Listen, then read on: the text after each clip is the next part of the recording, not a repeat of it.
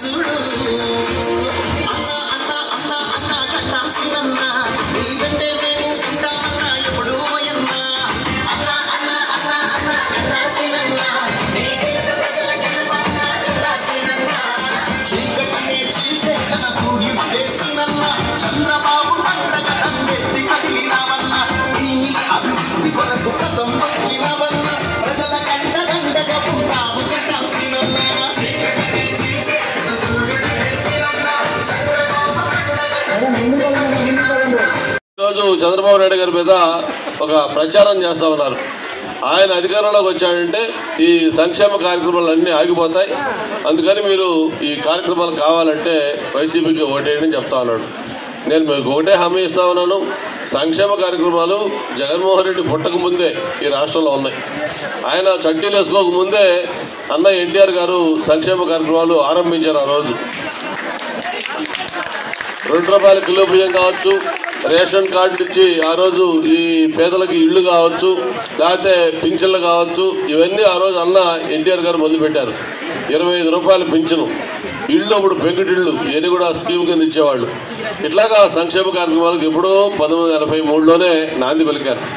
అప్పటి నుంచి ఇప్పటిదాకా ప్రభుత్వాలు ఎవరు మారినా కూడా సంక్షేమ కార్యక్రమాలు అనేది ఈరోజు అది ఎవరైనా కొనసాగించాల్సిందే. అది జగన్మోహన్ రెడ్డి వస్తే చేస్తాడు, ఇంకోరు వస్తే చేయడానికి చాలా పొరపాటు. జగన్మోహన్ రెడ్డి రాకముందు 2019 దాకా మనకి పెన్షన్లు రాలేదా? అప్పటిదాకా కూడా రాజశేఖర రెడ్డి గారు ఉండగా, కిరణ్ కుమార్ రెడ్డి ఉండగా కేవలం ₹200 పెన్షన్ ఉండింది. దాన్ని 2000 చేసింది చంద్రబాబు నాయుడు. ఇంకా అంతకంటే మీకు ఇంకేం సాక్ష్యం కావాలి? ఈరోజు సంక్షేమ కార్యక్రమాలు నేను చెప్పేది ఒకటే, తెలుగుదేశం ఉమ్మడి కూటమి ఒక పక్క అభివృద్ధి, మరో పక్క సంక్షేమం, రెండు కూడా రెండు కళ్ళుగా వాటి రెండింటిని న్యాయం చేయాలని చెప్తాను తప్ప అభివృద్ధి పూర్తిగా నిర్లక్ష్యం చేసి ఆ సంపద సృష్టించకుండా, యువతకు ఉపాధి కల్పించకుండా, ఆదాయం పెంచుకోకుండా, ఆస్తులు తాకట్టు పెట్టో అప్పులు చేసో నేను సంక్షేమం చేస్తానంటే అది కరెక్ట్ కాదని చెప్తున్నాను తప్ప పేదవాడికి సంక్షేమం ఖచ్చితంగా కొనసాగించాల్సిందే.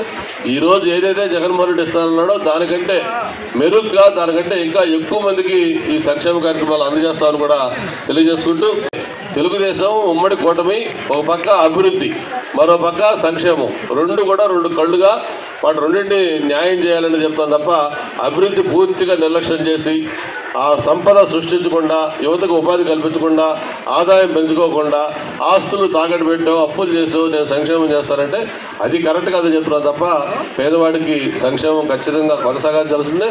ఈరోజు ఏదైతే జగన్మోహన్ రెడ్డి ఇస్తానన్నాడో దానికంటే మెరుగ్గా, దానికంటే ఇంకా ఎక్కువ మందికి ఈ సంక్షేమ కార్యక్రమాలు అందజేస్తామని కూడా తెలియజేసుకుంటూ